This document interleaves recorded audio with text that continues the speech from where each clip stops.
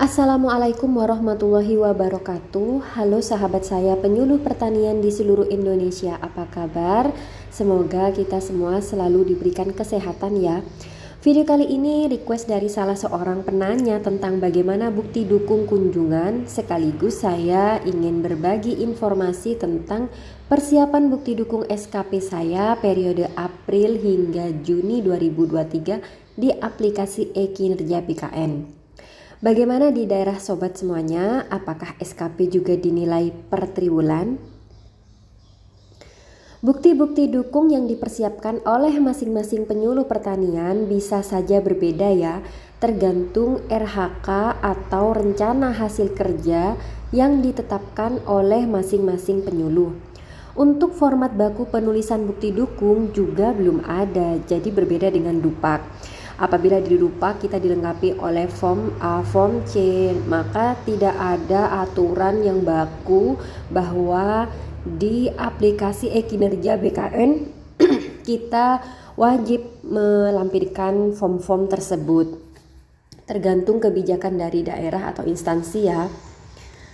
Nah, sebelum kita membahas bukti dukung, ada sedikit tips nih bagi sobat semuanya yang SKP-nya dinilai tiap bulan atau per triwulan seperti di daerah saya. Di daerah saya SKP dinilai per triwulan. Sebelum saya membuat bukti dukung dan mengisi aplikasi e-Kinerja BKN, saya membuat file dalam bentuk Excel terlebih dahulu. File tersebut saya beri nama tabel distribusi SKP 2023. Bentuknya seperti ini ya. File ini fungsinya untuk memudahkan saya melihat RHK atau target RHK yang telah saya susun dalam 1 tahun. Untuk mengetahui target RHK yang sudah terpenuhi di periode sebelumnya dan juga untuk menentukan target RHK di periode selanjutnya. Nah, untuk SKP tahun 2023 ini, RHK yang saya susun untuk 1 tahun dapat dilihat pada tabel. Antara lain, ini saya singkat-singkat ya. Jadi yang pertama, tersusunnya program penyuluhan pertanian disusul oleh tersusunnya RKTPP, kemudian terlaksananya kunjungan. Nah, di sini yang dimaksud adalah kunjungan ke petani perorangan, kelompok tani, juga kunjungan massal. Selanjutnya adalah tersusunnya materi atau media penyuluhan, kemudian terlaksananya konsultasi di bidang pertanian. Nah, di sini bisa konsultasi perorangan atau konsultasi institusi.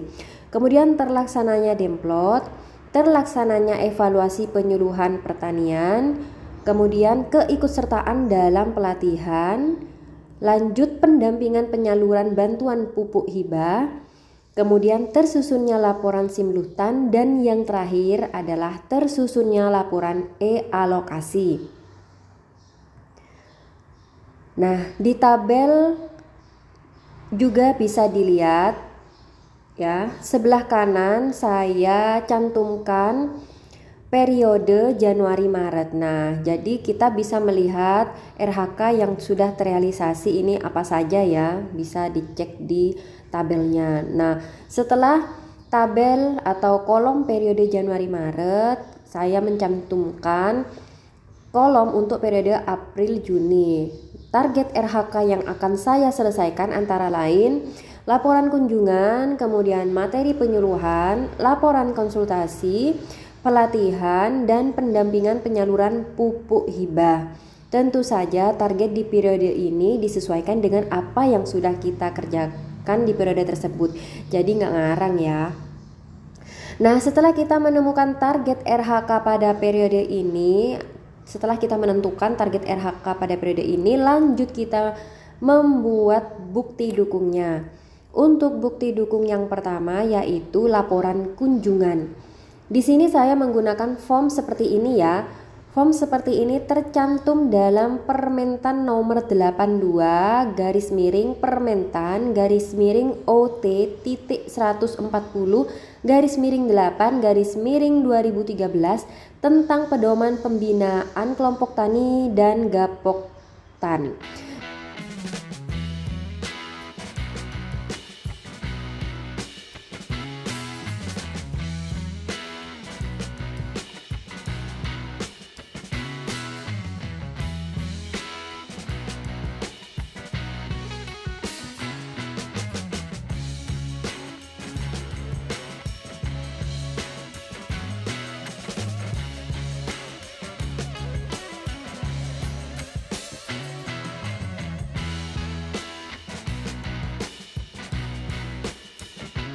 Dalam permintaan hanya terdapat form kunjungan kelompok tani. Untuk kunjungan ke petani perorangan atau kunjungan massal disesuaikan.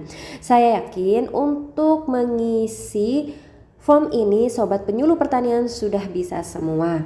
Untuk bukti dukung laporan kunjungan di aplikasi e-kinerja BKN, saya tidak menyertakan form A, cukup form-form kunjungan plus cover laporannya ya. Di sini belum saya buat covernya.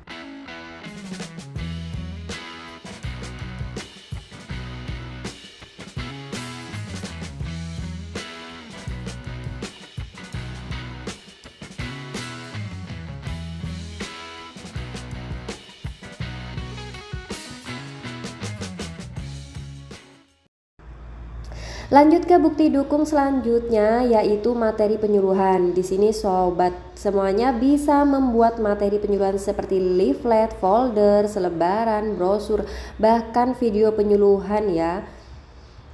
Di sini saya membuat brosur tentang teknik budidaya tembakau karena di WKPP saya pada bulan April hingga Mei musim tanam tembakau. Nah, lanjut ke bukti dukung selanjutnya, yaitu pendampingan penyaluran bantuan pupuk hibah.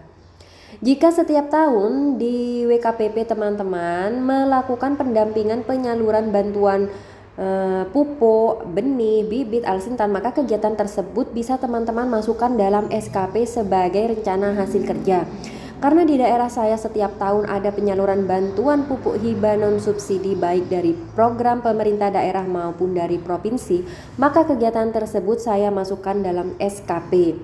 Untuk pelaporannya saya buat seperti ini. Format laporan ini tidak baku ya, yang penting bukti dukung yang kita masukkan dalam e-kinerja BKN benar-benar membuktikan atau menunjukkan bahwa kita benar-benar melakukan kegiatan tersebut. Semakin bagus dan semakin lengkap laporannya semakin baik ya.